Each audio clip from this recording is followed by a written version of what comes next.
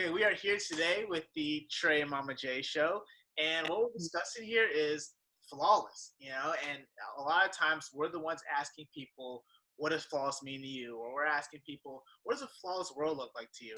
So I think it's best, we come together and we answer the questions ourselves and discuss everybody, and we talk about flawless. We talk about these amazing tattoos. You have yours, your flawless tattoo and my flawless tattoo. So yeah, I just want to dive into that term. And for me, what flawless means is that we're all perfectly imperfect. I love that phrase. We're all perfectly imperfect. What makes us different, what many people would consider to be flaws, is what actually builds us up and makes us different. And it's things that we should love and admire about one another. So to me, it's just really learning to love all the things that you don't find to be perfect about yourself, or anything that you feel like might be rough around the edges, or really just insecurities about us, because it's what makes us humans. It's what makes us, to me, perfect and flawless. So what is flawless to you? Well, what I want to just comment about what you just said, what I love about what you just said is that you intermingled self-love in there. So the goal is not to judge others and to see the light and to see the spark of divinity in each individual. And sometimes that's hard to do. But the key is really, it starts with yourself. If you can practice that and develop that muscle in yourself with self-awareness, self-love, self-forgiveness, then you can do it with other people.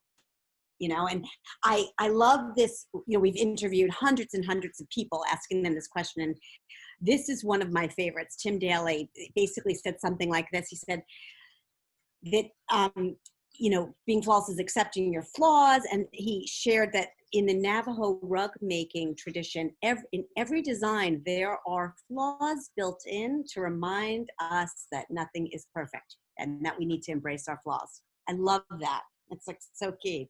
Awesome.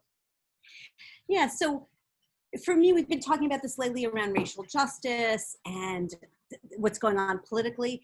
And I'm often the only one in a room that I'm the only white person or the only person of my political party. It just has happened over the past few years. And so learning to not judge and to listen and to pause is so much about seeing the flawlessness in other people, and especially during these divisive, heated times. That's hard to do, but it's the only way we're going to come together is by having compassion and understanding or empathy for another point of view, and not immediately judging to your, cancel culture, right? You're wrong. You're right. It's exactly. So always asking the question, why is that person behaving that way? Trying to understand it, trying to not react. And again, practicing that in our work. We just do it every day with working in mental health and criminal justice reform. We're dealing with these challenging topics all day long. So we've been able to practice it a lot.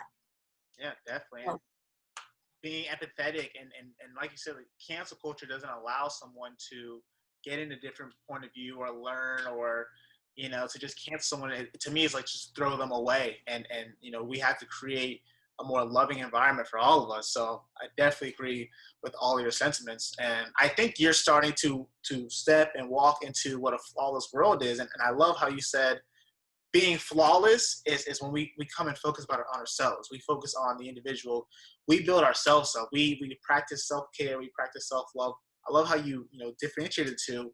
And then it helps you to think about a flawless world where it's more, now how we bring that to others. How are we bringing what we learn to others? How are we making the world a better place, society a better place? And you've already touched on so many of the points that I think makes a flawless world, a world where we're not judging, a world where we can be open about our emotions, open about our brain health, open about, the things that make us happy, make us sad, make us, I love how Mark Brackett says emotions aren't good nor bad. Emotions just information. I think that's how we have to rethink emotions. And if we're in a place where flawless world aren't discriminated against, emotions aren't discriminated against, brain health isn't discriminated against, brain health is the same as physical health, to me, that's a flawless world. And I think that is the root of so many of our challenges in this world. Just learning so much from people that we work with, Dr. Stuart Avalon, and how so much is so much of who we become as adults, as people in the world, starts with things we went through or learned as children, and just our mental health and our brain health. In a world where everybody goes to a therapist or psychologist once a year, the same way you go to a physical doctor once a year, and you just get a mental check, an emotional check, to me is a flawless world. So, I mean, what does a flawless world look like to you? Yes, everything you said for sure. And then I think in a broader context, it's a place where we come together and are unified in our common humanity, right? The human family. So we're not judging, we're not reacting, we're not canceling, we're pausing, we're loving, we're understanding that everyone has, life is light and shadow, everybody has positives and areas of challenge, but it's all balancing that, not the extremes. So it's, and giving people the benefit of the doubt, walking through life, looking through the lens of light instead of shadow. I love that. Starting practicing with ourselves, seeing the perfection and flawlessness in others, and then working together to create a flawless world. I love that. And it's just, your just mindset on it, and just through experience.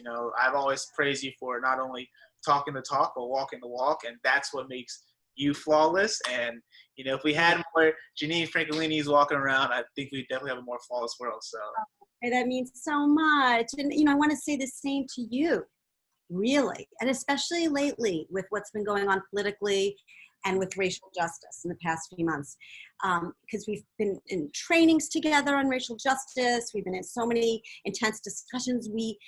It helps that we come from a place, that we come from the same hometown where there are extremes politically in our community. So we understand each other in this cultural way on that.